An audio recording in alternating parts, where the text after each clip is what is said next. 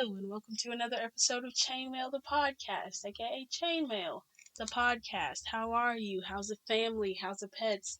Hope everyone's doing well. We have a different episode coming to you today, alright?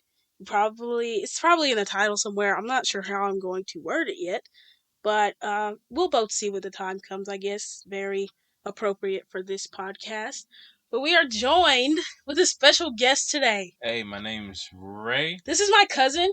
Tell him a little bit about yourself, dude. Doesn't have to be perfect. This chainmail is far from perfect. Name's Ray, 21, and He just got over COVID. yeah, He had the world-renowned virus. the death threatening. Very fun. Yeah, it was very. Tell us a little bit about that experience. Start from the beginning. Tell it all. Spill the beans, dude.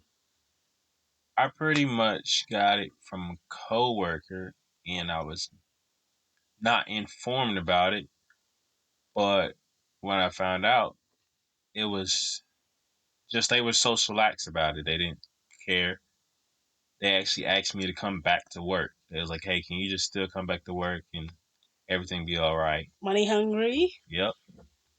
And sure enough, I ended up getting the virus. I didn't go back, but I went to go get tested the next day.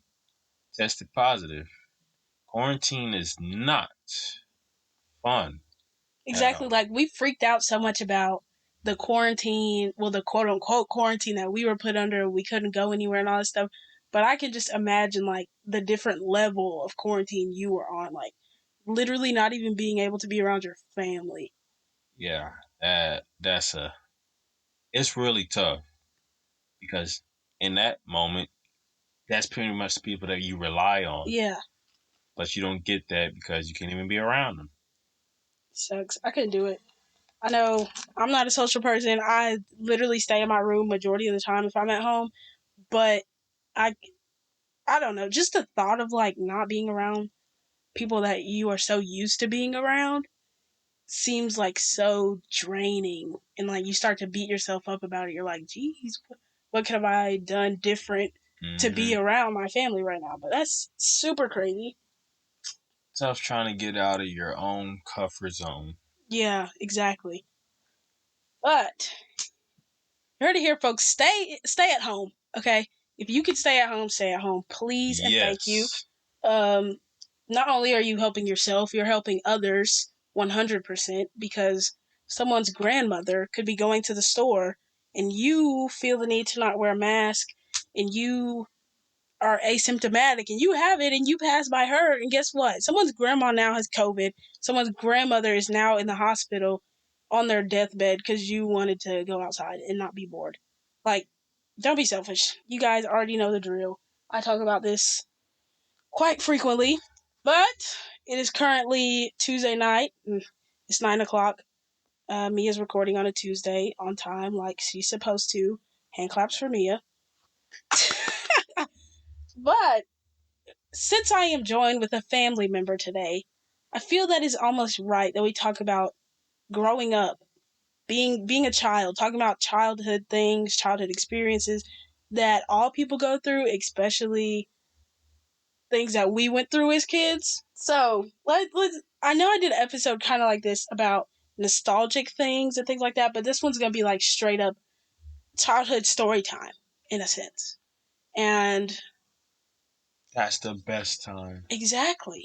We're going to be talking about the best times of our lives. We're not even going to discuss nor think about how pathetic adulting is. Yeah, that's like soon as you graduate. Yes, you just get smacked in the face, like a sledgehammer to the nose of it's like responsibilities. Exactly. Like when people say, "Oh, I'm getting you ready for the real world," you're like, it's already the real world while you're in high school. But no, they were being for real. It's not most so. Exactly. Not necessarily they even readied us for it because there is no getting ready. Exactly. I had no idea how a mortgage worked until I got out of high school. Yeah. And I took business classes all 4 years. and I still wasn't taught how to write a check. Like, that's how much the educational system has failed people in America, because they're so built on the ideology of being successful in a workplace, but they forget work is just a portion of our lives. Like, we still have to do things outside of work, and we have no idea what to do. But we're not gonna talk about that. That's a topic for another episode. We'll talk about how the educational system has failed us as Americans. But this is a fun podcast, guys. So let's talk childhood. What's something in your childhood that was a big thing that you still remember to this day? Like, when it happens, you're like, oh, that reminds me of blah, blah, blah, blah, blah, blah. Like, I remember when it was your sweet 16th birthday, and it was in Alabama. That was my first birthday party ever, and I cried. I hated it. It didn't end well for her nor me, because it started raining, and me and my other cousin, there wasn't any room in the car, and we didn't feel like walking back, so I said, well... I remember! I was like, where's this story going? I said, well, we'll just ride on the back of the trunk. So that little gap in between the window and the trunk, I'm holding on to it, and my cousin, he's holding on to me. And mind you, there's people in the car stuffed. There's people in the trunk stuffed. There's people on top of the trunk riding on a slippery car. Yep. While it's still raining. It was pouring down raining. And mind you, he's wearing a raincoat. Raincoats are made to not stick onto moisture. Okay? Yeah, I was adding on to the slip factor that already was. It was a horrific roller coaster. We started going downhill, and I told my cousin, don't let go, and he's telling me not to let go, and I was like, I'm slipping, and face first. Yeah. I mean, it wasn't like a nice paved road. It was like one of those old, rocky, potholey, sinking into the ground roads. I fell on my face. My cousin, he fell on his head. He popped back up. Everybody thought I was dead. We have videos from that day. Yes. That was... we were laughing, but it was not funny. If you ever watched the movie It, I looked just like It. It was raining too, and I had the yellow jacket on. It was funny. But it didn't end there. We started walking, which we didn't want to. Us in the car just went ahead and drove home. Just went ahead and while they're bleeding out the elbows profusively. My little cousin is crying like he broke his arm. He's crying like he broke his arm, and I didn't even know I was like, my arm was just pouring blood. It was covered in blood.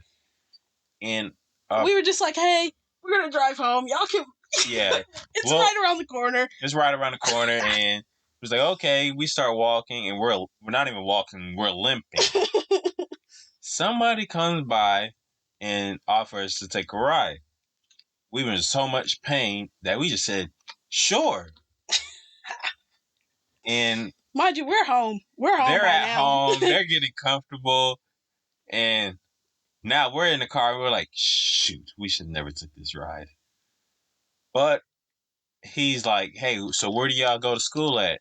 I was like, I don't stay in Alabama. And my cousin, he tells him, and he's like, well, he's saying that he goes to this church and everything. So he's like, okay, that's nice. We're in so much pain. We're trying to just hurry up and get back to the house. Before we get to the house, and right when we're about to get out, the doors are locked. And he's like, I just want to take a moment to pray and thank this moment that we got to meet. And it was scary because it's like, you don't know what's going on. You're not in the condition to fight back. So my cousin's looking at me, I'm looking at him, and it's like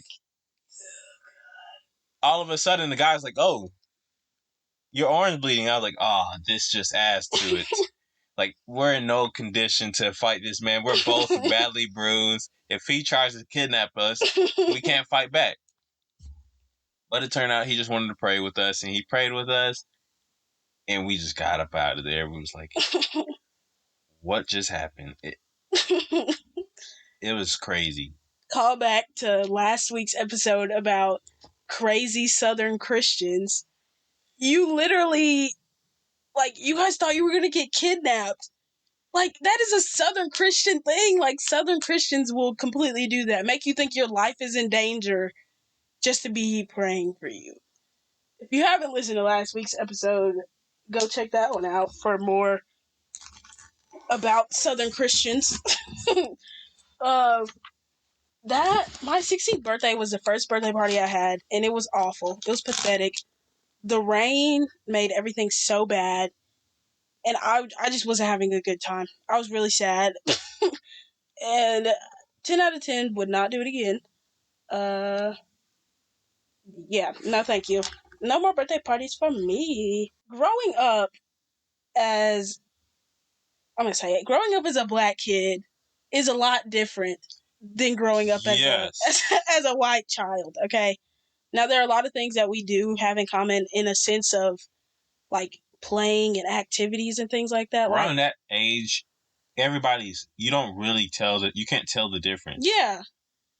But, like, until kids start taught hate and then you're starting to get treated differently. Mm-hmm. That's when you start to see. Exactly. That's what creates that big divide in things now. Black kids, you cannot necessarily just go for a walk or anything. You can't do that now. Mm-hmm. You can't feel comfortable because you might be assumed you fit the description. Mm-hmm.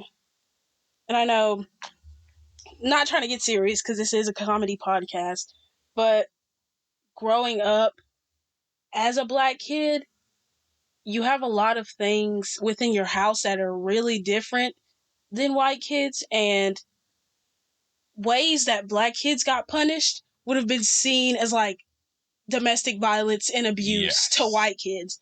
And, like, granted, some white kids do get whoopings. I've met some white kids that get tore up, okay? And I grew up in a household where I didn't get whoopings as bad as the next black kid that would literally get beat with, like, extension cords, which I thought that was too far. I always thought that was, like, a little extreme. Like, a belt was the farthest we got. A switch when we were at our great grandma's house. But it is a lot different, and I think that is what makes us the people that we are today.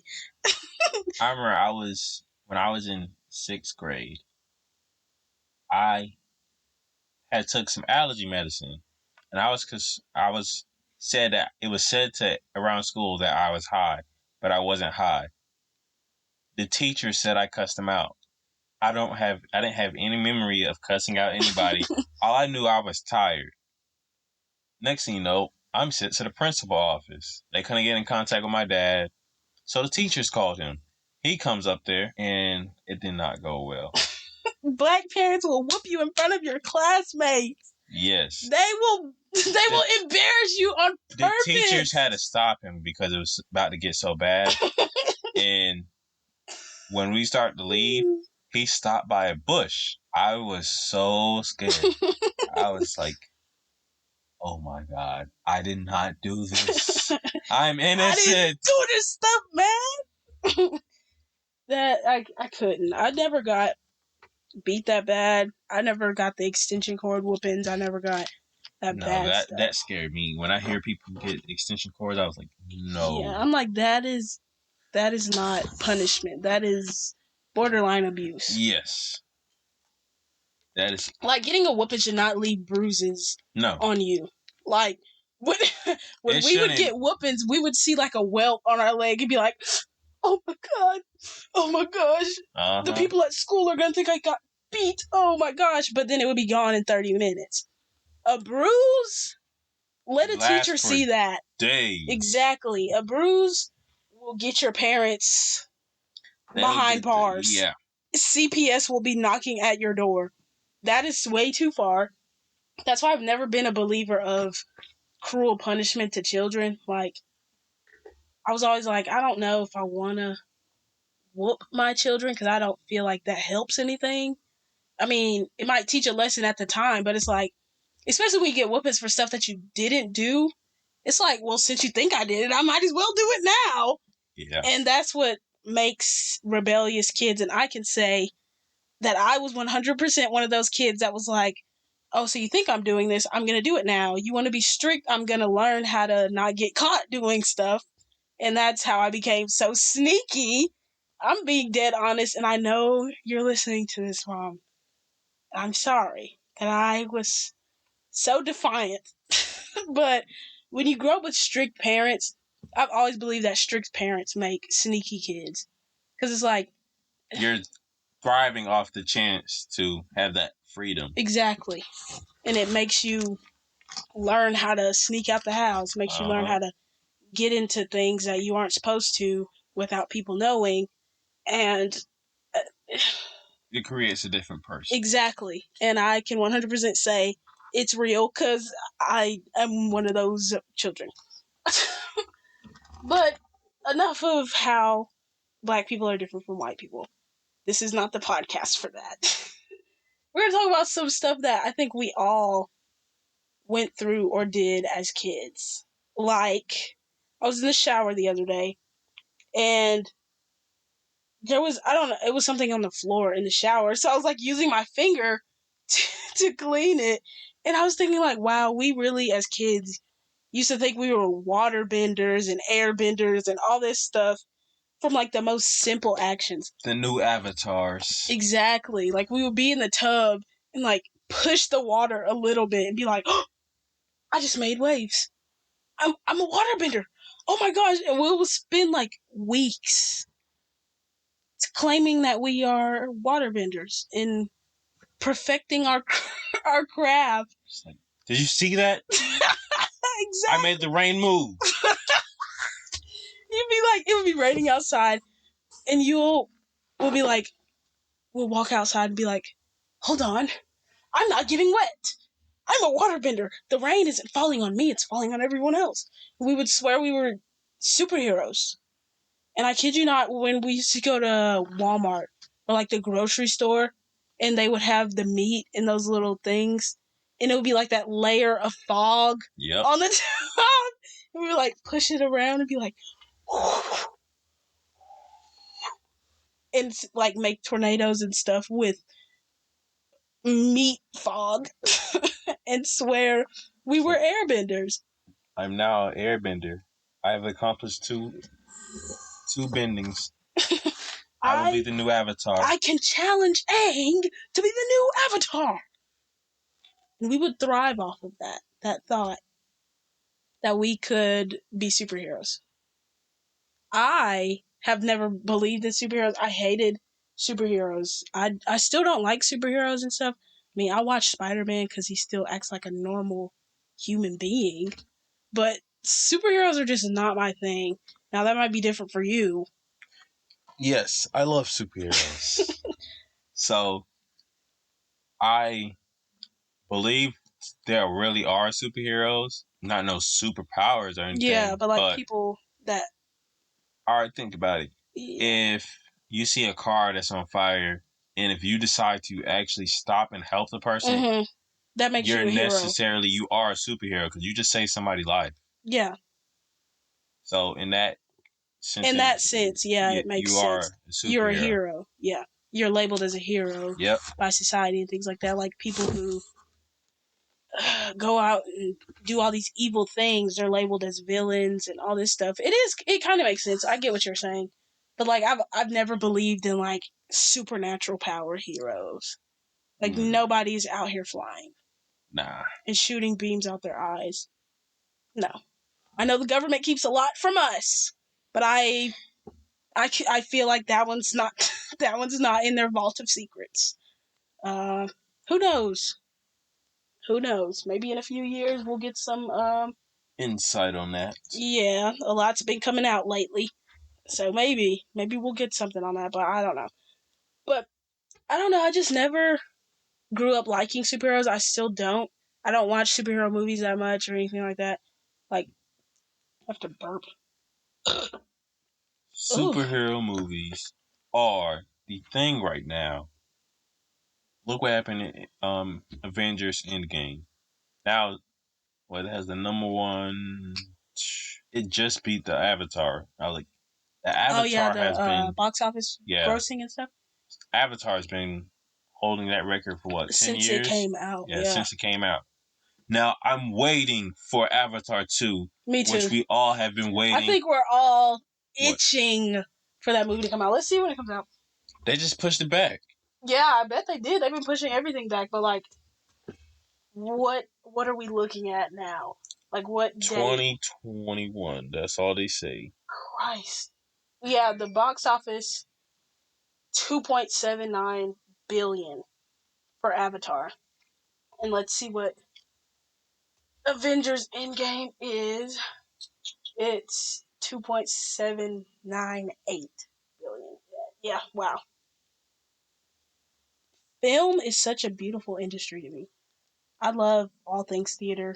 I talk about it all the time. But like, I've really been getting into the art of film lately, and it is so much goes into that.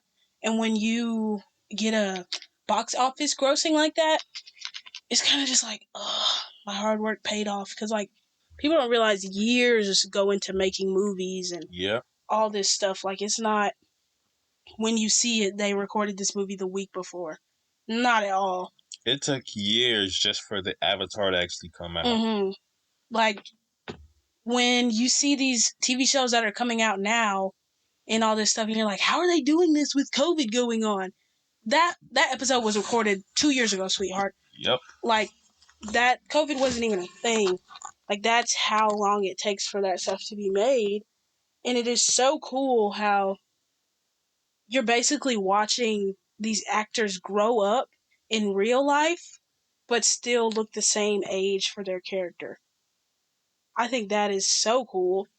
That like, I don't know how to explain it. Like, we watched people grow up as a character maybe 2 years through a TV show. Like, a character went from like 21 to 22 in a TV show, but in real life they went from like 19 to 26. Yep. Like, that's how long that stuff takes.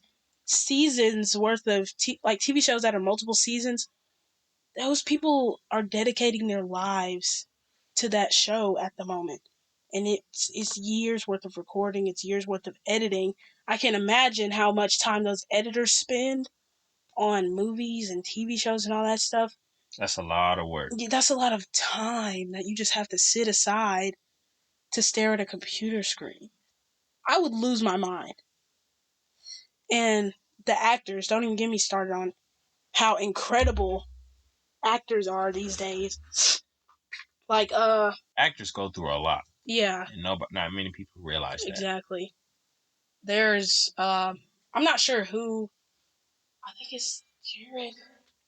Hold on, the one that played the last Joker, who literally went crazy. He like quit playing the Joker because he lost his mind. He felt like he was losing his mind. Because, the recent guy? Yeah, I think it was before him. Oh, the one in Suicide Squad? Hold on, Joker. Actor. Who's this one? Joaquin Phoenix. Yep, that's the one that just had the Joker movie that came out. And you see, he had to lose all that weight to fit that role. And think about that. That is a very big deal. That's dangerous at times. Because you're risking your life. Exactly. Literally. For that movie. Like, I've seen a lot of actors. There was an actor who broke 3 ribs because of how much he was dedicated to the movie and being in there, just doing it's just a lot of stress and work that you don't realize how much they go through. Yeah.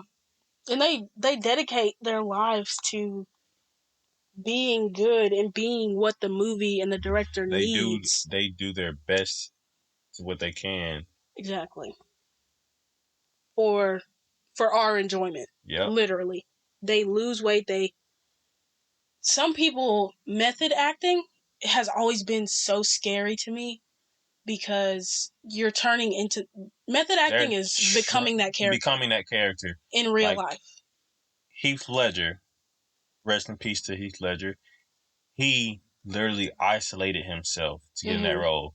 Michael B. Jordan did the same thing. He isolated himself to be like Killmonger, and to basically get in the Killmonger vibe, he did what he could to get closer to it. I think that's where I was going with the Joker thing. It was one actor, if you know who I'm talking about, you know who I'm talking about, but he was method acting where he would make his people around him call him Joker and call him like all these things and treat him like he was the Joker at all times, and he like literally was losing his mind because he had to be a psychopath that the Joker is for this whole time. And like people who method act are the strongest people I've ever met, because I could never step into a role that is so far outside of myself for that long. Like, you're literally bringing that character to life now. Yeah, you're becoming someone that you aren't for people's enjoyment. You have to be so strong to be able to do that. And that's why those people get nominated for so many awards and get so many awards and get praised so much, because they deserve it. And those are the actors that can't be topped. Like, I don't care what anyone says. Those actors, you can't redo it. You can't make another. They are the OG. OGG. They're legit, and they make money that they deserve. That's how the industry works. Yep. Stuff is gross. It's not good.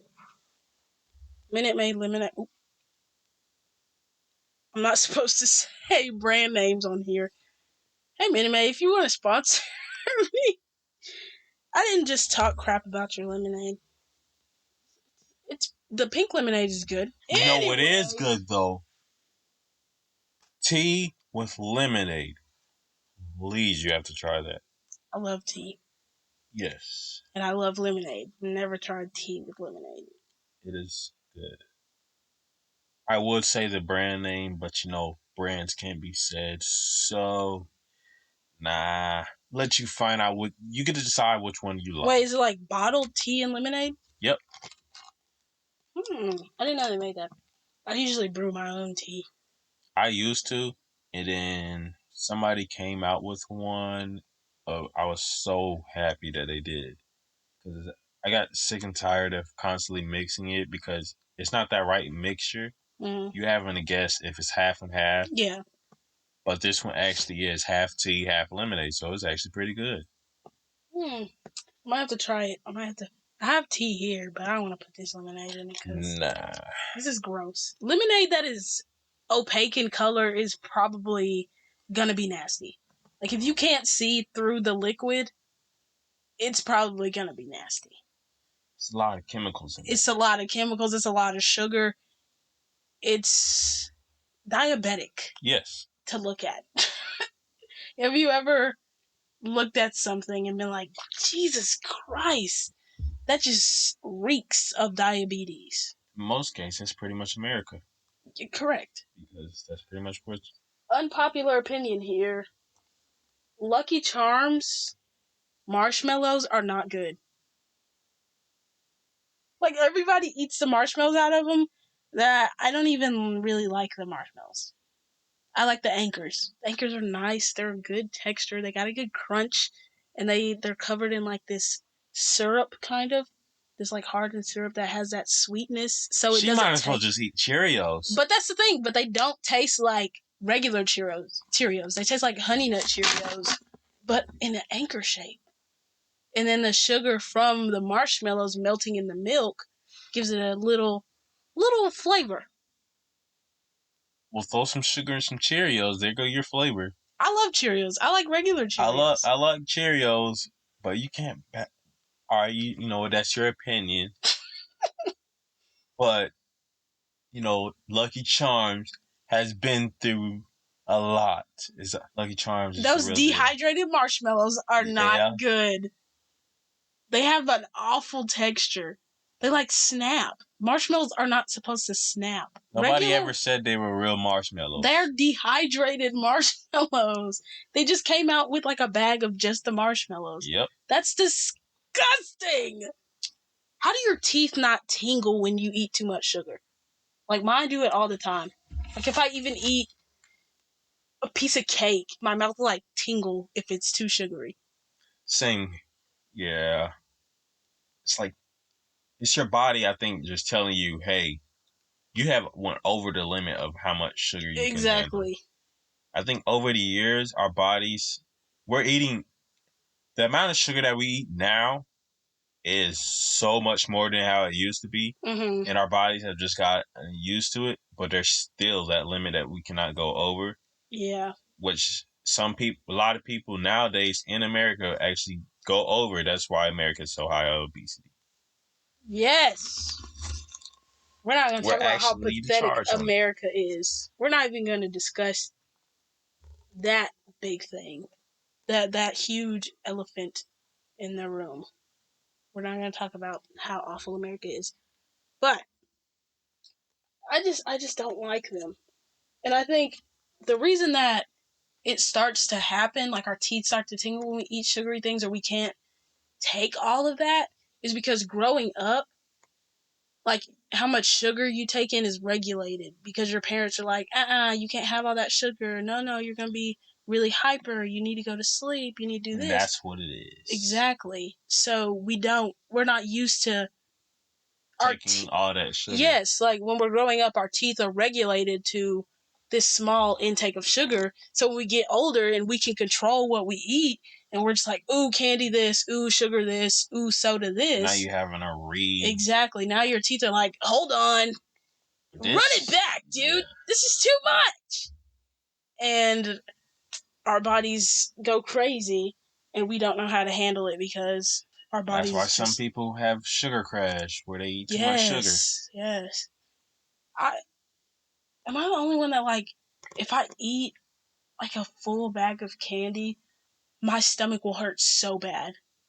I feel I'm dying because my stomach will literally be screaming at me for eating so much sugar. That happens to me if I eat a whole box of pizza by myself. Pizza? Yes. I love pizza, but I've come to realize that I can overdo it. There is times, I remember last year at my old job, I ate 2 boxes of pizza by myself, and I was like, whoa, Christ. How did I eat all that? And it's where is all this weight going? Exactly.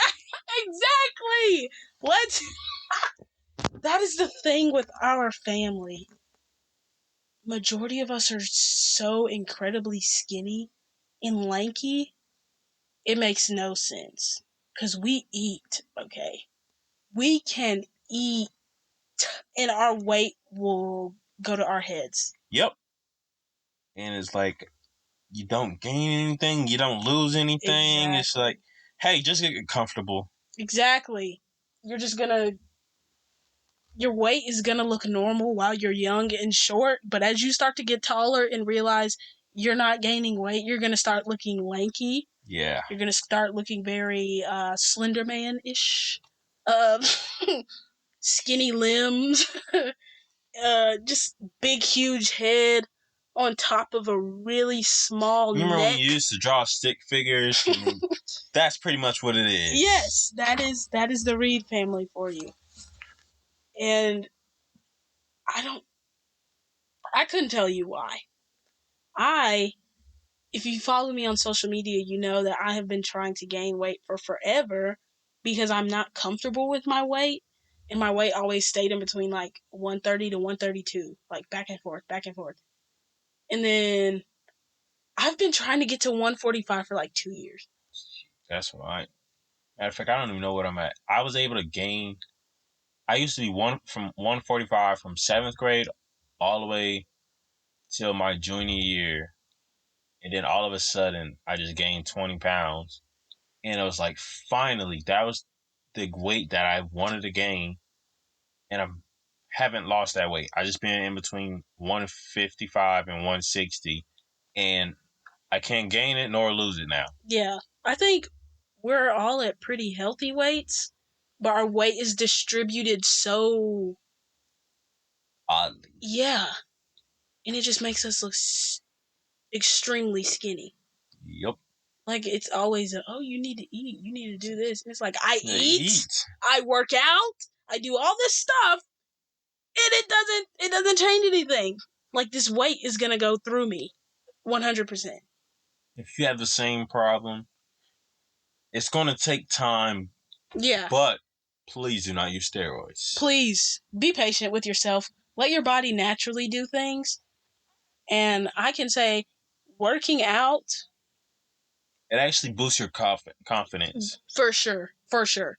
Like, when I started working out, I was like, wow, I actually like the way I look. I like the way that I feel energized. Working out does make you feel energized. I wake up in the morning and I work out and then I go shower, and it's just like, now I'm ready to start the day. Like, if I don't work out in the morning, if I don't run in the morning, it's just kind of like, I feel lazy. You feel draggish. Yeah, you just feel really groggy. Yeah, You don't want to do anything. You just feel like you don't have energy. Your body is not stretched enough. And it's just pathetic. But it's more so if you actually enjoy, if you love the way that you look, you're going to feel more confident about yourself. Yeah, for sure. And that's what it is. You got to feel confident about yourself. You can't care about what everybody else thinks. Yeah, and I think that's a big thing that I struggled with. Like, I always hated the way I looked because I've always been extremely skinny. Like, I've been skinny and I've been short, so it kind of makes it weird. Like, I've been 5'4" since like 8th grade. Not even gonna lie. I've been the same height for majority of my life. And the thing is, when I reached the weight that I am now, my feet started to get smaller, and it was just weird. And I was like in a really bad state. I was like, I don't like the way I look at all, da da da. And then I started working out like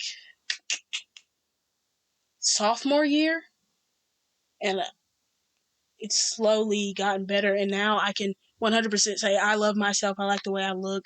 I mean, some days it's kind of like, ugh, I got a little pudge going on, but you're only human. Exactly. Like, it's normal for me to.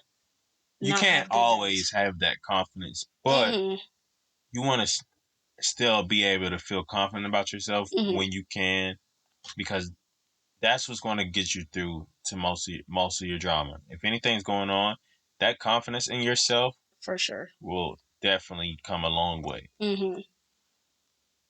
100%. I think once I finally started loving myself and started not hating every little detail about myself, I was happier in general. I was guilty of that before. Yes. It's so easy to pick out your own flaws, and a lot of people come to me about like self-love and things like that because I openly struggled with how I just did not like myself. I openly struggled with my mental health because I don't want to be fake with anyone. Like, my mental health has always been a big factor in my life. It still is to this day. But I'm not going to sit there and hide it because that's like faking who I am. And I don't like doing that. So, once I learned to not hate myself, it helps everything. Like, once I loved myself, my depression got a little bit better. Like, it was the first step to becoming mentally healthy, if that makes sense. Yeah. Like, I don't know. First step to growth. For sure. And I went to counseling and everything. But even after I quit counseling, I can say that learning to love myself was the biggest help. Like, forget medicine, forget counseling, all that. And it's when you love yourself that you actually, it's good when you actually spot your flaws. That means you actually know where you need to work on.